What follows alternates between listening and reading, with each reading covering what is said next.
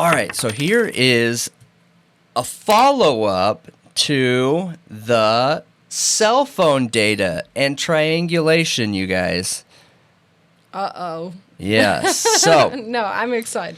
I knew this was going to happen. I knew it. And I think I talked about GPS a little bit on the triangulation video. And actually, I think I said maybe we can do a follow-up video. Well, you know, I posted this on Reddit, and I posted it in groups that are notoriously like anti-Kohberger, the possibility of Kohberger being innocent, just to see. And there's like so much hate comments and everything, people trying to make it seem like I didn't know what I was talking about because I didn't talk about GPS. And I even made the comment in their GPS something separate. And most of those people, most of those people didn't know how GPS worked either, because they're like, yeah, right, the FBI and law enforcement would reach out to the cell phone companies to get the GPS data. So I don't know why you're talking about triangulation. Funny. Cell phone companies don't issue GPS data. Period. Everybody's an At expert. all. Everybody's an expert. The only GPS style data that cell phone companies offer it's not triangulation, it's latitudation or something like that, where it's or lateration, that's what it is, lateration. And they are able to give coordinate data based on the coordinates of the tower and your relation to strength with that cell phone signal, and they can give a rough guesstimate of your it's not GPS because you're not using the global positioning system, but it gives coordinates based on how far you are from the towers. So that is the only thing that they're going to be able to give you directly from the carrier, okay? So GPS data, let's get into it. What is GPS, okay? So GPS stands for Global Positioning System here in the U.S. Other countries have different names for it. Some of them you will see on the screen here now.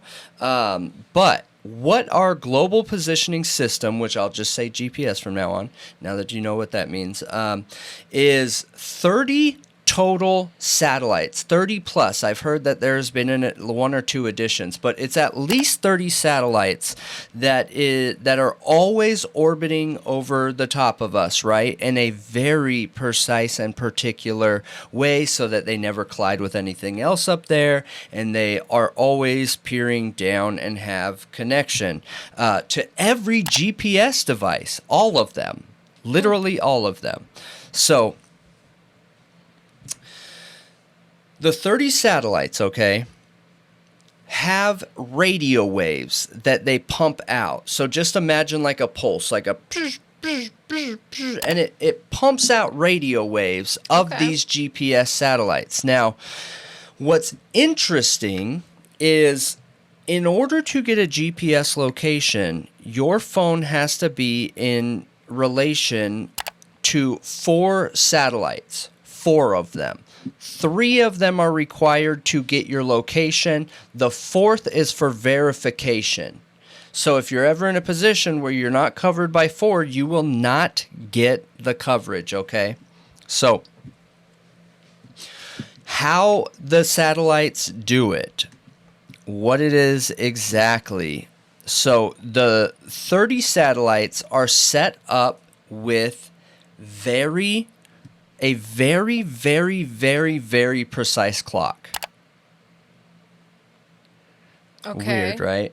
I think that's a lot of people's response. Like, wait. Aren't we talking about location? And you're talking about a clock, right? Okay, so that's weird. Stick with me here. So in order to get your perfect location, it has to be assessed by these clocks that have literally a perfect time, okay? And it's said that these satellites' clocks could run for like 600 million years and never be off for a second. That's how precise they are. Crazy. Whoa. Crazy. So, how do they do it? They function by using an atomic clock powered by quantum mechanics. Impressive. So why they need that, right? Without going too much science, because I feel like with us being a talk show and entertainment, the science can kind of drag it down. So I'll make it as interesting as I can. So why does the clock matter to tracking our position? And I'm glad you guys all asked that, right? So satellites constantly broadcast those radio signals to every device, every GPS device. So our phones have a GPS chip inside of it that is separate from your SD or SIM card. It is a GPS-specific chip that picks up these GPS radio waves that are coming off of the satellite, all right? Okay. Now, those radio signals coming off of each of these satellites travel at the speed of light. What? The speed of light. And do you know how fast that is? The speed of light. 671 million miles per hour.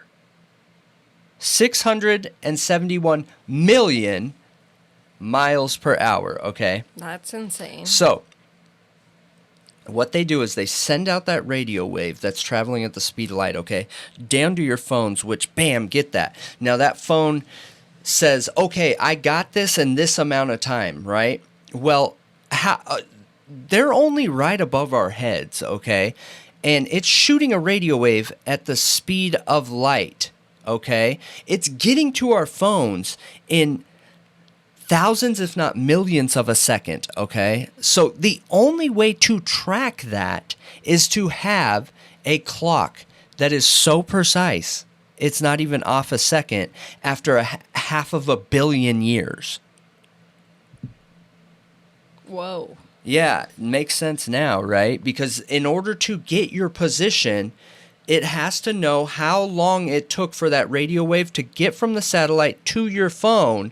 That's why you need 3 of them, because they're essentially triangulating. So here's you, satellite, satellite, satellite, satellite. This one says, bam, okay, it got there in half of whatever the measurement is. This one got there in a quarter of whatever the measurement is. This one got there in 7/8 of the measurement is. So now, between those 3 satellites, with the 4th verifying what the 3 are saying, it can now tell you exactly where your position is. You know how precise it is?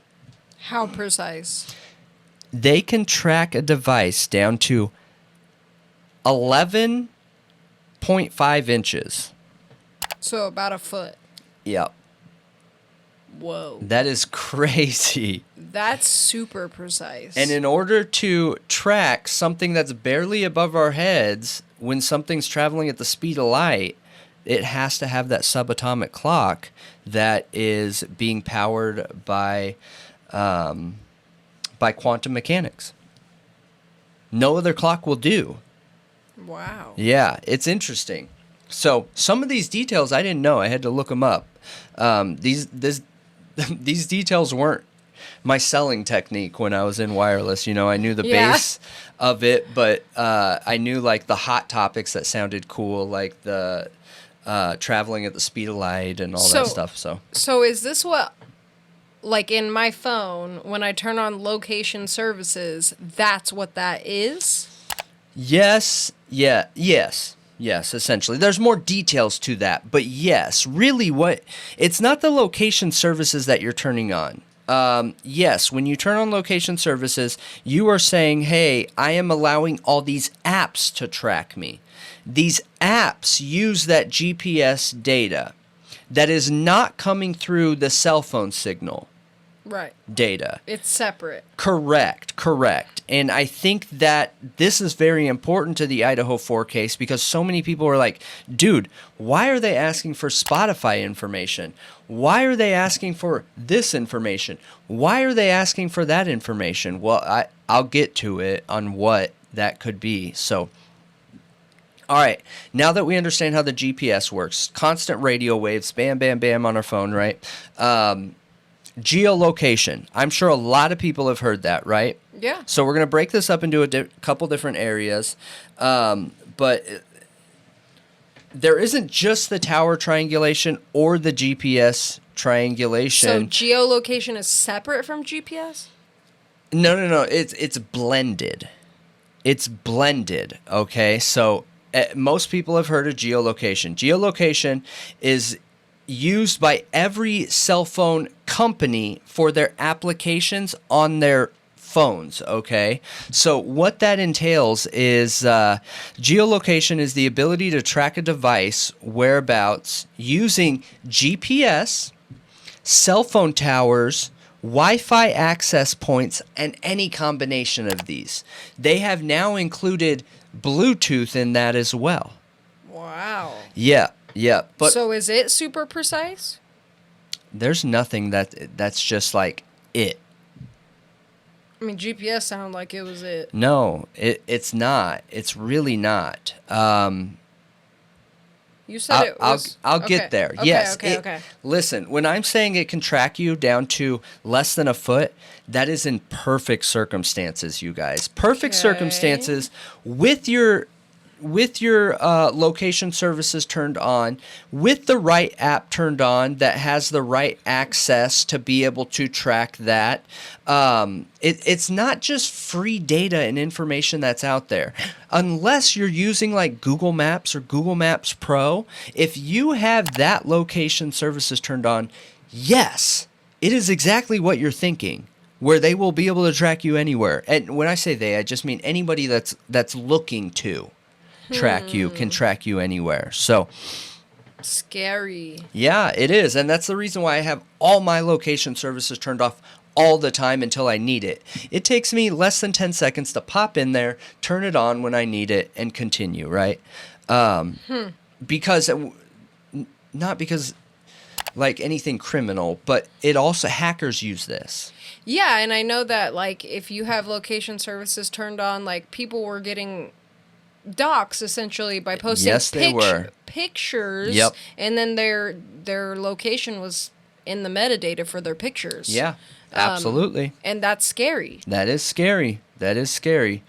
So both mobile and desktop devices can use geolocation. So geolocation is used extensively in the financial services industry to help prevent fraud, give customers information about nearby services like ATMs or stores or anything like that. And it says here, which I pulled this directly off a website just so we knew it was right.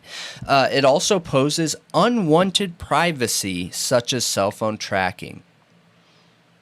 Like you said. Exactly, right? And so many people ask me that question too, is like, can people track you? And what's really interesting is I wanted to be able to respond directly to our viewers. So I am going to be tagging a video, which is an excellent video, you guys. If you want the entire walkthrough, I don't feel like what we do here is like the right place to take 40 minutes to walk through every type of phone on how to check and make sure if you're being tracked, to make sure your settings are right, to make sure all that. But this video can. This one can. So if you are interested in looking into that and you want to know how to turn all those off and you want to know how to make your phone as safe as you possibly can, just click that video in the description, okay? I've already pre-watched it just to make sure it's good, and it is good. What they're talking about is good information. So, okay, so GPS is so accurate that they are now and currently able to track a cell phone down to the 11.5 inches, and when all things on a phone are functioning properly. Now, here's the interesting part to that, okay? Okay. Just a reminder where I'm at in the conversation. So, GPS waves, those radio waves, are some of the most unreliable waves there are. When you said radio waves, I thought that was odd. Yes, they are very unreliable. Very, very, very unreliable. Think about a staticky radio. Yeah. So, how unreliable do I mean? Just going into a house, any house, unreliable. See, I was also wondering that because when I try to track, like, find my iPhone, when it's in the house and I've lost it in there, I cannot track it to the wacky room. It's like all over the place. Yep. And I'm like, what? What is this? It must be your settings where you don't have certain location services turned on that doesn't bounce your signal off of nearby accepting Wi-Fi devices or Bluetooth devices. Because I have mine turned on like that too, just for safety features. It happens all the time. Being in a car, a metal vehicle, can impact that as well. So they're just really unreliable waves, and you need to have 3 of them to have an exact location. With a 4th, there are companies out there that won't even look at the data if there's not a 4th satellite in range to verify. So, Okay. all right, now this is the interesting part. What apps can we expect location services to be on? So when you guys are asking the questions and saying, oh, that's old data with the cell phones, triangulation and everything. Actually, cell phone triangulation is one of the most reliable datas and or reliable location tracking that the FBI still prioritizes that, still to this day. And I think people had brought up the fact that they were waiting for the CAST report, and I don't think a lot of people understood what a CAST report is. Essentially, CAST just means that is FBI's cell phone. What is it? Is it Cell Phone and Services Technology Group? CAST. Okay. So CAST isn't a specific report. It is a group of people that are considered experts in cell phone and tracking technology. Okay, so that doesn't mean just one type of tracking. It's all tracking. It's not all tracking. Just cell phone related. Yeah, it's still minimal. So, Okay. So the FBI is restricted on what they're allowed to have. Apple only allows certain things. Wireless carriers only allow certain things. And while I was doing some investigating into this, I actually was able to find a FBI declassified report from the early 2020s, I think is what it was. I'll pull it up here in a second. That break down what their CAST report looks like. They prioritize cell phone triangulation. Prioritize it. And what's interesting is how flawed their reporting is, because they are not allowed to take tower reporting from the wireless companies. They have to build their own. Oh, so when they reach out to a cell phone company, they say, hey, cell phone company, I'm looking into this person in Idaho.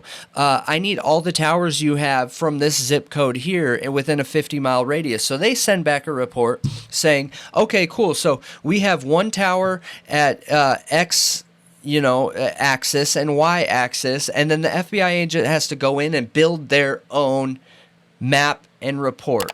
Using science. No way. Yes, That's crazy. It is crazy. And I'll post some of the documents here. So you guys that felt like what I was saying was not the case, this is directly from an FBI report, which will be in the description. It talks about the tower and the triangulation and being split up into 120 degree segments, and how the FBI factors in, does the math, and calculates all that information on their own. It also says, in multiple spots that do not try and lean on this data in court for certain carriers.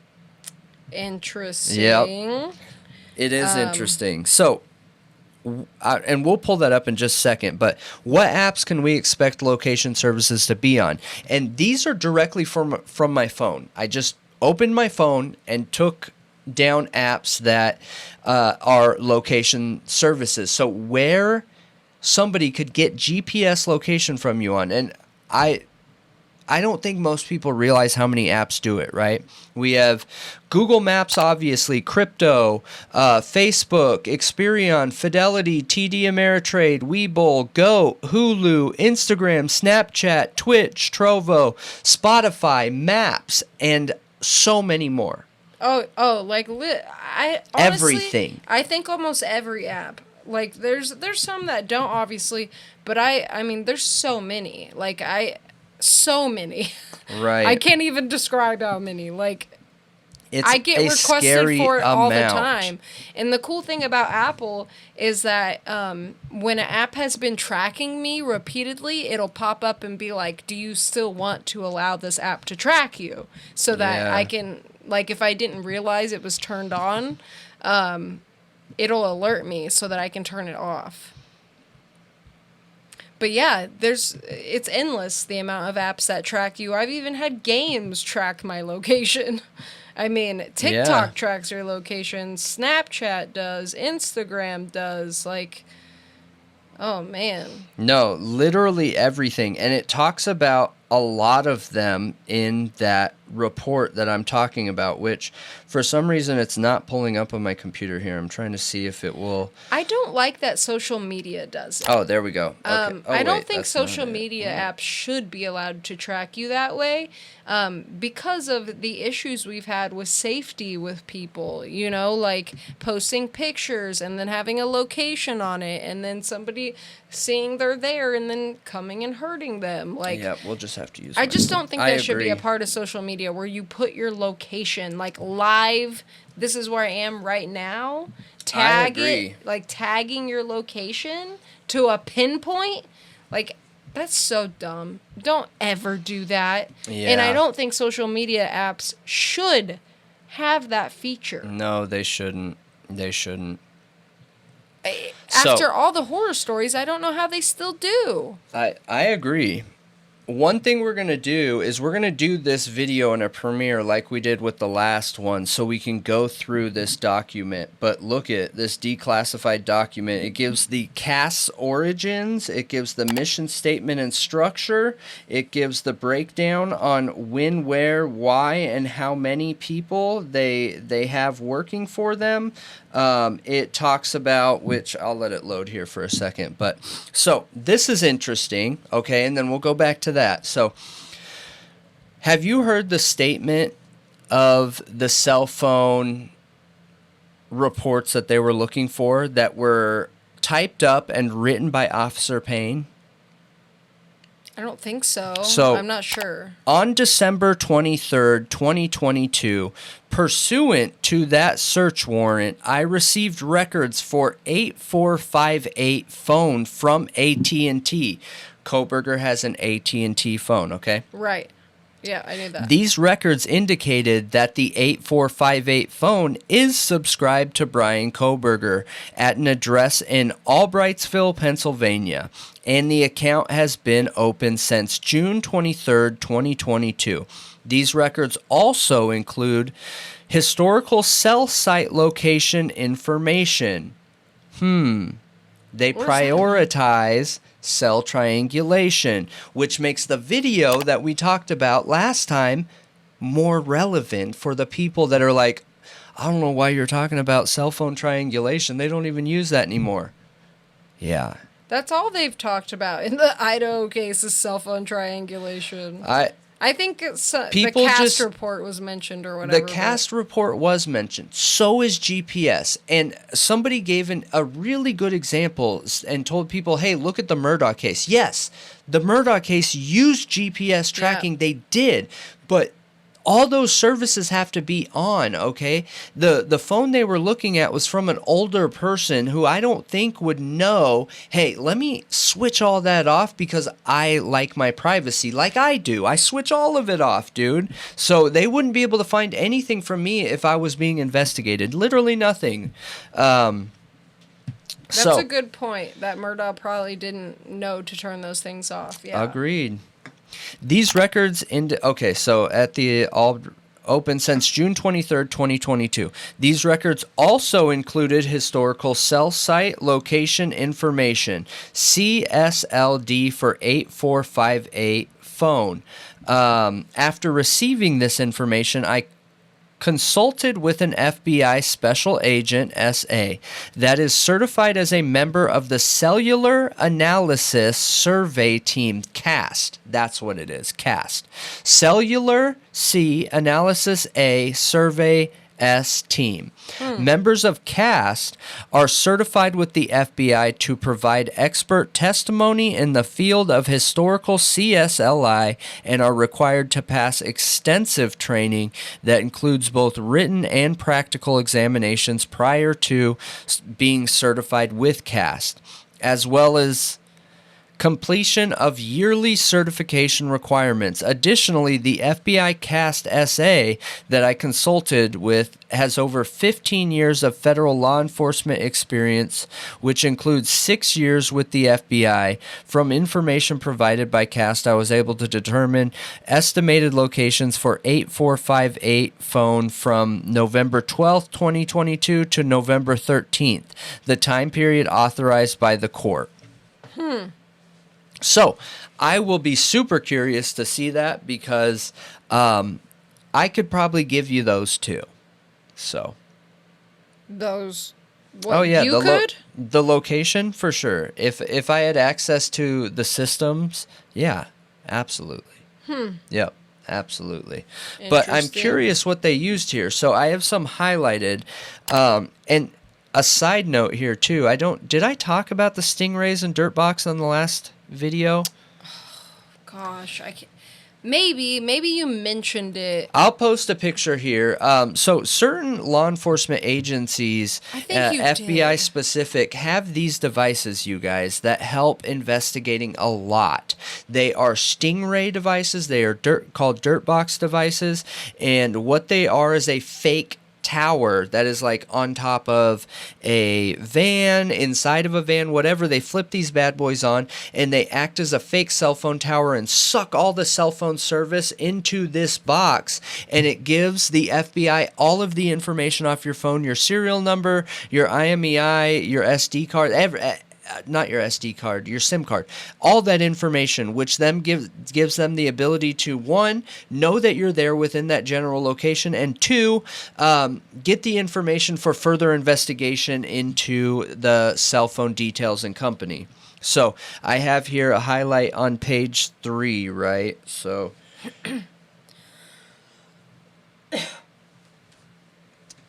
CAST origins. CAST brings unique expertise to cases in which cellular telephone information serves an important evidentiary role in the investigation. When necessary, CAST will utilize industry standard survey gear, drive test equipment to determine the true geographical coverage breadth of a cell site sector.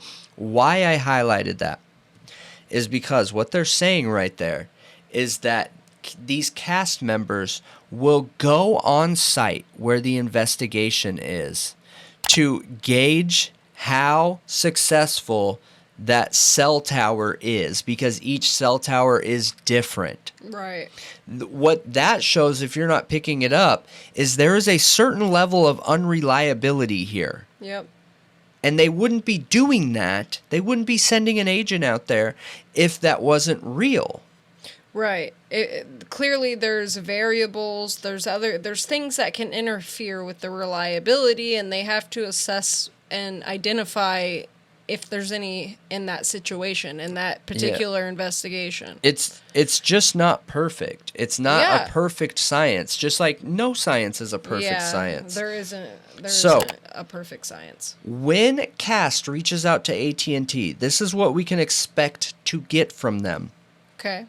All subscriber information, including name, address, contact number, activation, deactivation dates, account number, social security number, and account features. Cell site locations and sectors for all outgoing and incoming voicemail, SMS, MMS, and data transactions. All available historic precision locations reports. All available internet and web browsing history, to include history with and or without location information, all twinned paired devices associated with the account. Interesting, right? Yeah. But what that doesn't say is GPS data. Oh. There's Okay. the tower in 3 sectors, split Yeah. up in 120 degrees, right? So next we had 33... which this Which that perfect circle of it split up is what I imagined it would look like in reality, but in reality, it looks nothing like that perfect circle. No, it does not. It's like not. all in one direction, or like, it's so weird the way that the coverage And they goes prioritize out. triangulation there and then Wow. send somebody out to then verify that triangulation. So do they generally prioritize triangulation from cell towers, or is that something they just do when GPS can't be used? Or, you know what I'm saying? Like, is it different for different cases? It can be different for different cases, but they can only get certain information from these carriers. And within these carriers, they have to make their investigation match what the information is that the carrier is giving them. Okay. Yeah, this document is not working with me right now. Let me try one more time real quick.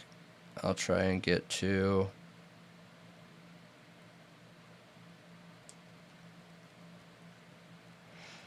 Okay.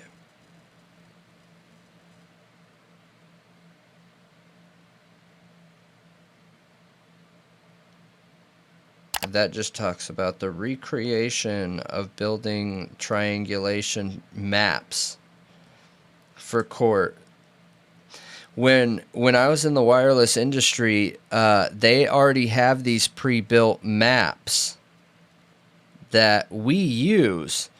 I never had to build a map. That's kind of weird, right? It is. It absolutely is. That's kind of incredible. I had no idea. I just assumed they would get a search warrant and get all of that from the companies, not having to get like a little bit of information and then make the rest themselves. Yes. All right. So, major cell phone provider overview. You guys will see this on the screen. We're going to focus on AT&T, okay? Okay. So, use data cautiously during an investigation and do not rely on data for testimonies. Do not rely on data from AT&T for testimonies because it's not an exact science. Location-based services. Mobile locate triangulated coordinates of device based on timing, which is what we talked about in the last video, RTT, right? And I'm not trying to take the position in this video to reprove in the last video. The last video is correct, you guys. I'm using this to reaffirm people who had questions around the validity of them using cell tower triangulation when GPS is out here. So, triangulation coordinates of device based on timing advance or timing of arrival and suspected radius. Generates location event data via probes on mobile network. Use cautiously. AT&T does not validate results. AT&T messaging results can get content and photos if subscriber has this feature turned on. Interesting, right? Yeah. Super interesting. It is interesting. So, how do they get GPS data? They reach out to these applications. Right. Not the cell carrier. Yep. And then Yeah. they reaffirm that information with cell tower information. So, like, if they get GPS locations from these applications and then they take the cell phone company, they'll draw the best estimated route with the cell phone triangulation and then get the GPS location or geolocated information, which uses a blend between those and just uses that as backup data. And even with that, they're telling their agents here, be careful using this data. Do not commit to this data in a sworn statement or testimony. Oh, gosh. I wasn't expecting that. I'm telling you, people have the wrong perception on how concrete cell phone data is. We had the wrong perception on DNA. I know, that's what I was about to say. Which I think the takeaway from that is like the question of these things that we have been told over and over again, okay, like, we have all this evidence on this guy, this is what makes him guilty, and that guy gets convicted. We've and been we trained. We've been trained over and over, time and time again, that these things are concrete. Yeah. Your DNA's there. It's 100% match. You're the killer. Yeah. Or cell phone. Your location puts you here at this time. Your DNA is here. There's no one else it could be. Like, you're there and your DNA is there. Like, we have two different ways of proving you're there. You must be the killer. And then you dig into it and you realize, okay, there is room for error here. A lot. Significant room. Yeah. So are these as damning and condemning to the people, the defendants in these cases, as we thought they were? I think That's why they get a whole bunch of different information, like Gilgo Beach. They can be, or they can't be. Yeah. Like, it can go either way. The issue is you need to be able to look at the actual data, how they got to that conclusion, the room for error. In this specific case, the circumstances surrounding how they got that data and what could make it inaccurate. Yeah. Yeah. Like, how degenerated was the DNA? Like, were they in a building that could throw off this location data? Like, you know, is there a mountain right next door? Did the building have a tin roof? Like, all these things need to be accounted for. Was he under 4 satellites to get reliable satellite GPS location?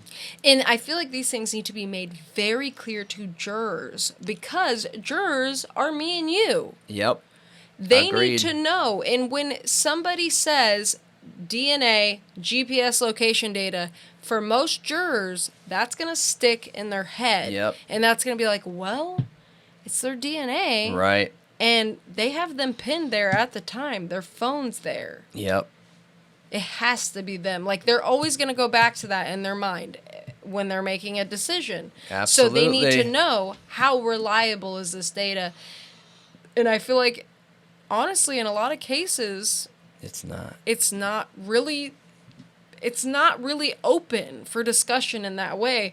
And that's one benefit or positive I can see to the Idaho 4 Kohberger case, is that Ann Taylor has made us all question it. Mm-hmm. She's opened it up for discussion. Yep. Of how reliable is this? Mm-hmm.